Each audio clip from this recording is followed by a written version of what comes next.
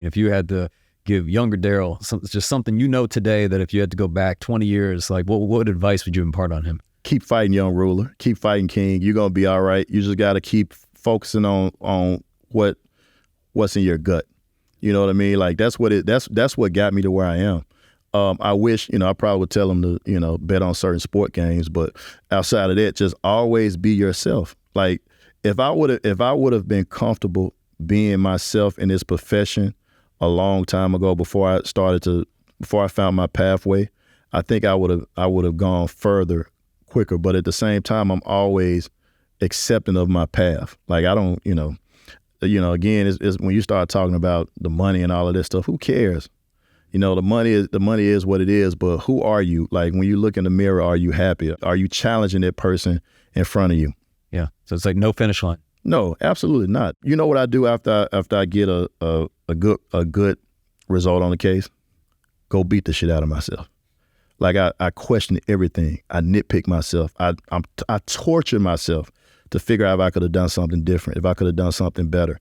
There's never a day to where I'm going to be like, okay, I've done enough. Yeah. You know what I mean? It's always about keep challenging yourself, keep pushing yourself, keep finding what you could do to do this better, to make a change.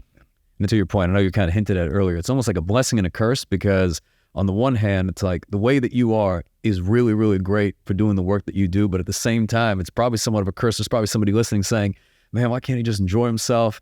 Why can't he just relax? I am enjoying myself because I'm living in my purpose. You know what I mean? Like over the last 2 years, I lost my grandmother. No, I lost my mom first. And I lost my aunt, who I told you before, we all grew up in the same house. So I was raised with my mom and my aunt under the same roof. Lost since Hurricane Ida. Lost my mom, lost my grandmother. I lost my aunt, and I lost my brother, who's younger than me. And all of that loss taught me that you have to value everything in your life. And the one thing that you have to value more so than anything is who you are as a person. Because all of the people that poured into you, they did that for a reason. So to honor my family, to honor the people that have cared about me, to the people who gave of themselves to me, I just keep fighting and keep working. That's what I was raised to do. Just going back to my childhood, I can recall when I was a kid, me and my brothers used to get in all kind of trouble. My mom she used to cry like, I don't know what to do with these boys. They just so bad. And we had this juvenile court counselor who had our family's file. And this guy named Stephen Allen, tall white guy, he told my mom, he said, listen, they got some kids that live around the corner for y'all, a family of brothers. There's no hope for them. But your sons, they're going to be all right. And he started to take a special interest in us. He didn't throw us away and put us in the system. Just a white dude back in the 80s, early 90s. He didn't just throw us away and put us in the system. He made sure that he worked with my mom to get us to where we needed to be. She was a single mom raising all of us. And Steve Allen used to come to my basketball games. I didn't even know he was doing this. He used to come to my basketball games and watch. And I started not getting in trouble and just playing sports and moving into my purpose.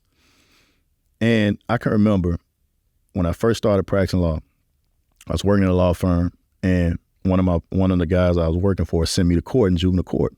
So I went in there, did my thing, advocated. I'm walking out, and Steve Allen's in the back of the courtroom, and he's crying. He said, he pulled me to the side, and I was like, hey, Steve, what's going on? I said, why are you crying?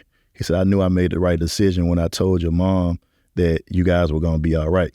So coming full circle, I understand what got me to where I am. It wasn't me. I had some God-given abilities and talents and things of that nature, but it was the people around me that made those sacrifices. That's why I can't rest on my laurels and be like, oh, look at me. I don't give a shit about myself. I care about other people.